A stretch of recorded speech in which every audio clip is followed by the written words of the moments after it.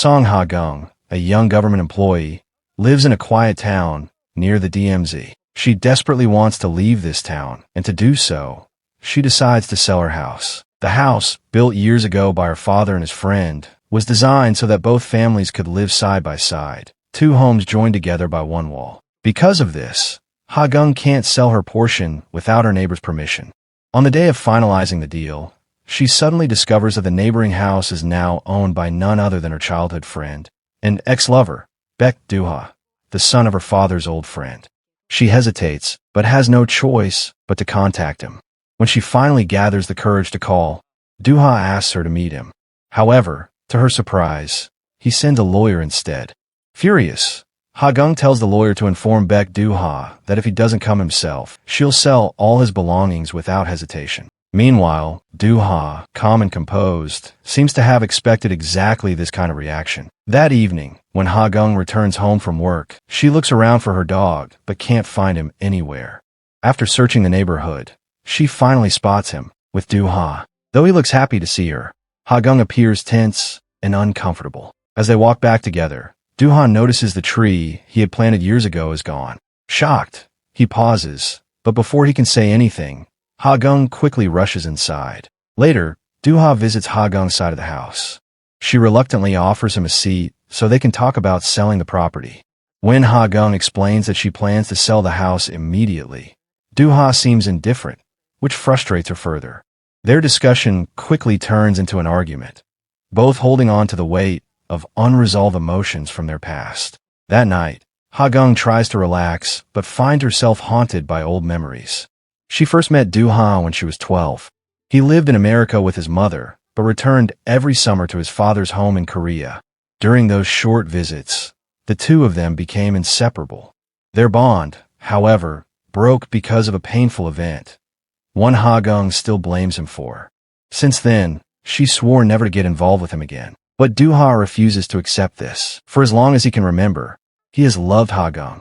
This time, he has returned to set things right, to mend what was broken and finally face the summer he once ran away from.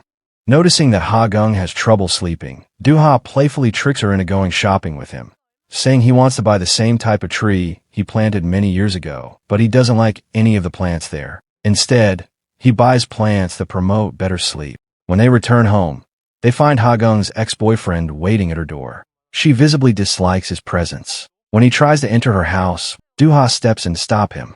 The confrontation quickly escalates, and in the process, the man injures himself. The incident leads them to the police station. At the station, Do-ha learns that it was Ha-gung herself who told her ex to cut down the tree, the very tree that held so many of their shared memories. When he confronts her about it, Ha-gung coldly replies that those memories mean nothing to her anymore. She then bitterly accuses him of leaving her every summer while she had to stay behind waiting. Unable to bear the emotions that resurface, she storms off to her friend's house. But later that night, she suddenly remembers something important. The boundary wall of her home had been weakened due to her negligence. When she reaches her house, she finds her storeroom already flooded. Despite the danger, she enters the room to retrieve a small box she had kept hidden for years. As she tries to reach it, water level rises quickly. She thinks everything ends here, and just in time, Do-ha arrives and rescues her. When she regains consciousness, Ha-gung immediately looks for the box. It contains all the memories of her, Do-ha, and Do-young, Do-ha's twin brother, who died 2 years ago. She had locked away that part of her life, trying to erase the pain, but in truth, she could never let go. Ha-gung begs Do-ha to leave her alone, to never appear in her life again. But Do-ha refuses. With quiet determination, he tells her that he will stay by her side, no matter what. This time, he says softly, "Let's endure this summer together, the one you've always hated." As the rain continues to fall outside, Ha-gung looks at him, her emotions torn between anger and longing. So, what lies ahead for them? Will the summer that once tore them apart finally bring them back together? To find out, stay tuned for the next episode of Last Summer. See you next time.